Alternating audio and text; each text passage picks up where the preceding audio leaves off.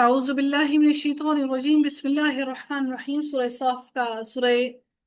صاد کا آغاز ہوتا ہے جو کہ مکی سورہ ہے، 38 نمبر پر ہے، اور نزول کے اعتبار سے بھی 38 پر ہے، اور قرآن کے اندر بھی اس کا 38 ہی نمبر ہے۔ آغاز کرتے ہیں سورہ صاد کا۔ اللہ تعالیٰ ارشاد فرماتے ہیں بسم اللہ الرحمن الرحیم صاد والقرآن ذی الذکر۔ اللہ تعالیٰ فرماتے ہیں اس نصیحت والے قرآن کی قسم جس میں تمہارے لیے ہر قسم کی نصیحت اور ایسی باتیں ہیں جن سے تمہاری دنیا بھی سنور جائے اور آخرت بھی سنور جائے۔ بعض ذکر کا ترجمہ شان اور مرتبے کا کیا ہے۔ امام ابن کثیر فرماتے ہیں کہ دونوں معنی اس کے درست ہیں، اس لیے کہ قرآن عظمت اور شان والا ہے اور اہل ایمان اور تقوی کے لیے نصیحت ہے اور عبرت بھی ہے۔ اور اس قسم کا جواب اللہ تعالیٰ نے یہاں پر جو لفظ استعمال کیا ہے ذکر، جس طرح کفار مکہ کہتے کہ نبی اکرم صلی اللہ علیہ وآلہ وسلم جادوگر ہیں، شاعر ہیں یا کاذب ہیں، بلکہ وہ اللہ تعالیٰ فرماتے ہیں بلکہ وہ اللہ کے سچے رسول ہیں جن پر ذی شان نزول، یعنی کہ یہ شان والا قرآن اللہ تعالیٰ نے نازل کیا ہے۔ پھر میرے رب نے آگے مزید ارشاد فرمایا بل الذین کفروا فی عزت و شقاق۔ اللہ تعالیٰ فرماتے ہیں ان کے بارے میں کہ بلکہ کفار غرور اور مخالفت میں پڑے ہوئے ہیں، فی عزتی، غرور میں، اور وشقاق، اور مخالفت میں پڑے ہیں۔ یہی وجہ ہے کہ کفار قرآن کو نہیں سمجھنا چاہتے، یعنی اس قرآن کے اندر کوئی شک و شبہ نہیں، یہ پاک ہے اور یہ نصیحت ہے جو اس سے عبرت حاصل کریں۔ البتہ ان کافروں کو اس سے فائدہ اس لیے نہیں پہنچ رہا ہے کیونکہ ان کے دماغوں کے اندر غرور اور تکبر ہے اور ان کے دلوں کے اندر مخالفت موجود ہے، اس وجہ سے ان کے دلوں میں عزت نہیں ہے۔ پھر میرے رب نے فرمایا کم اہلکنا من قبلہم من قرن فنادوا ولات حین مناص۔ ہم نے ان سے پہلے بھی بہت سی امتوں کو تباہ کر ڈالا، یعنی جو ان سے بھی زیادہ مضبوط اور قوت اور طاقت والے تھے، ہم نے ان ساروں کو ایسے ہی اسی کفر کی وجہ سے تباہ کر ڈالا۔ فنادوا ولات حین مناص، انہوں نے ہر طرح سے چیخ پکار کی لیکن وہ وقت چھٹکارے کا نہ تھا۔ انہوں نے بہت کوشش کی کہ وہ چیخ و پکار کر کے اس عذاب سے محفوظ ہو سکیں، یعنی انہوں نے عذاب دیکھ کر مدد کے لیے پکارا اور توبہ کی کوشش بہت کی، لیکن وہ وقت توبہ کا نہ تھا اور نہ ہی وہ وقت فرار کا تھا، اس لیے نہ ان کا ایمان فائدہ مند ہوا اور نہ ہی وہ وہاں سے بھاگ کر اس عذاب سے بچ سکے۔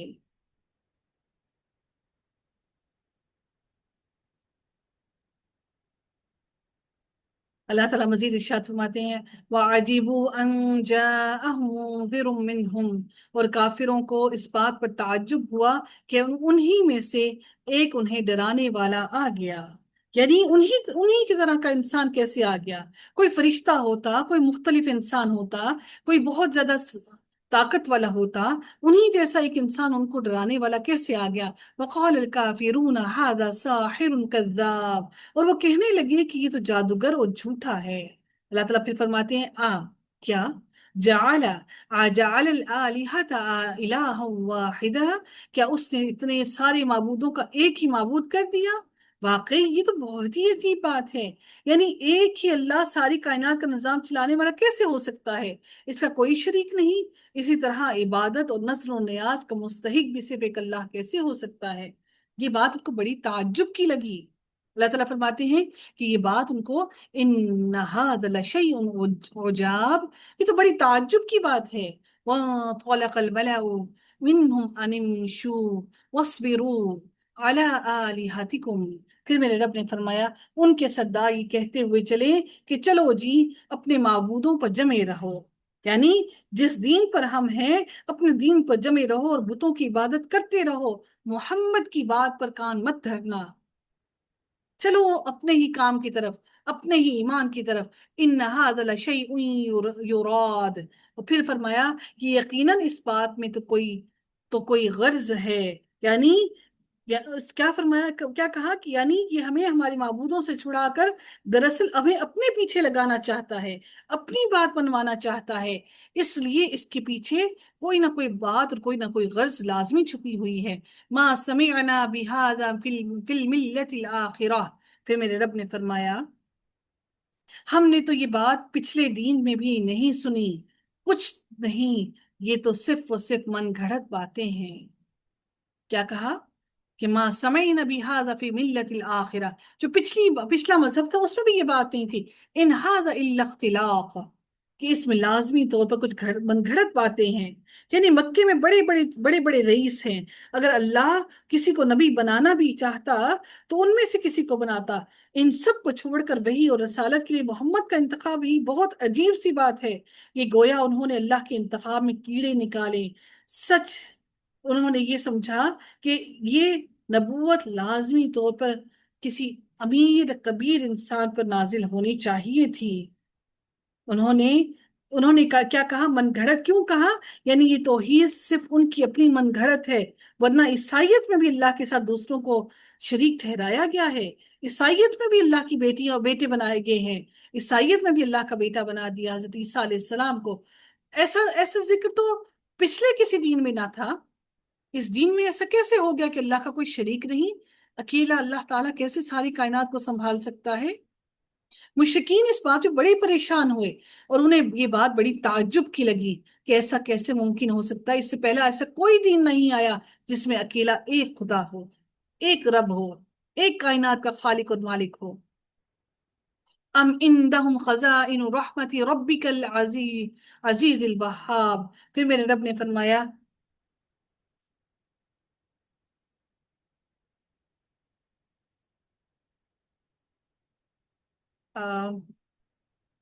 سوری انزل علیہ ذکر من بیننا، اللہ تعالیٰ فرماتے ہیں کہ کیا ہم سب میں سے اسی پر کلام الہی نازل کیا گیا؟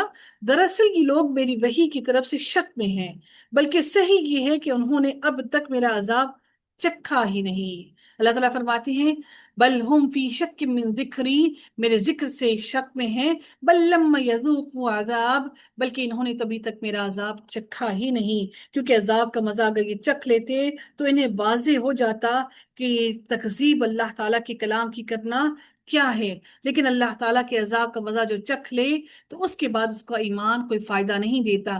ام عندہم خزائن رحمت ربک العزیز الوہاب، اللہ تعالیٰ فرماتے ہیں کیا ان کے پاس تیرے زبردست فیاض رب کی رحمت کے خزانے ہیں کہ یہ جس کو چاہیں دیں اور جس کو چاہیں نہ دیں؟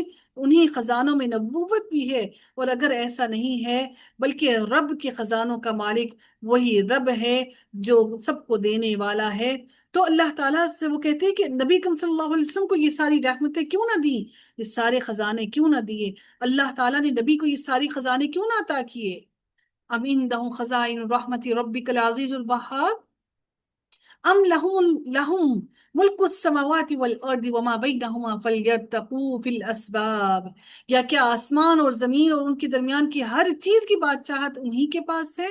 تو پھر یہ رسیاں تان کر چڑھ جائیں، فلیرتقوا فی الاسباب، تو یہ رسیاں تان کر چڑھ جائیں، یعنی آسمان پر چڑھ کر اس وحی کا سلسلہ منقطع کر دیں، روک دیں جو نبی صلی اللہ علیہ وسلم کی طرف نازل ہو رہی ہے۔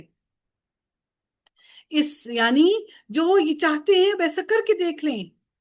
رسیوں کے علاوہ اس کا ایک ترجمہ دروازے بھی کیا گیا ہے جن سے فرشتے زمین پر اترتے ہیں کہ اوپر آسمان میں چڑھ جائیں اور آسمانوں میں چڑھ کر ان دروازوں کو بند کر دیں تاکہ یہ وحی کا سلسلہ ہی رک جائے۔ رب کائنات مزید ارشاد فرماتے ہیں جند ما ہنالک مہزوم من الاحزاب، یہ بھی بڑے بڑے لشکروں میں سے شکست پایا ہوا چھوٹا سا لشکر ہے۔ جندم یعنی کہ یہ کیا ہے کہ یہ چھوٹا سا لشکر ہے، یہ اللہ تعالیٰ کی طرف سے نبی کریم صلی اللہ علیہ وسلم کی مدد اور کفار کی شکست کا وعدہ ہے۔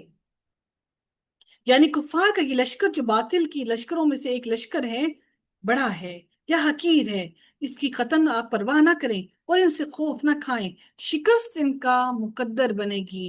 ہنالکا، اللہ تعالیٰ نے یہاں پر کہا کہ ہنالکا مہزوم من الاحزاب، یعنی اس کا ہنالکا کا اشارہ کیا جا رہا ہے جنگ بدر کی طرف اور یوم فتح مکہ کی طرف، جہاں کافر عبرتناک شکست سے دوچار ہوئے۔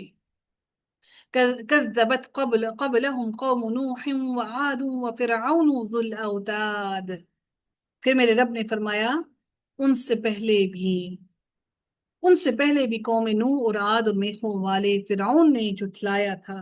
فرعون کو میخوں والے اس لیے کہا جاتا ہے کہ وہ ظالم جب کسی پر غضبناک ہوتا تو ان کے ہاتھوں، پیروں اور سر میں میخیں گاڑ دیا کرتا تھا، یعنی وہ میخوں سے، اور وہ اپنے بہت بڑے بڑے جب اپنے کیمپس لگاتا تھا، اپنے جو کنوپیز لگایا کرتا تھا، ان کے لیے بھی بڑی بڑی میخیں گاڑ کر وہ اپنے محل بنایا کرتا، جہاں پہ بھی جاتا وہ وہاں پہ بڑی بڑی کینوپیز لگایا کرتا تھا۔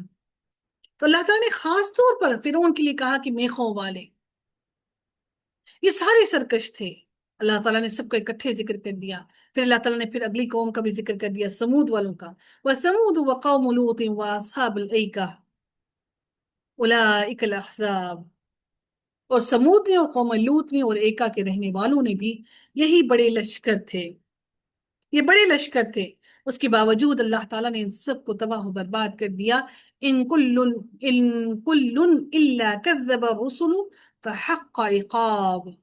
اب اللہ تعالیٰ نے کیا فرمایا کہ ان میں سے ایک بھی ایسا نہ تھا جس نے رسولوں کی تکذیب نہ کی ہو، پس میری سزا ان پر ثابت ہو گئی، بس میری سزا ان پر ثابت ہو گئی، اور میں نے ان سب کو سزا دے کر سب کو نیست و نابود کر دیا۔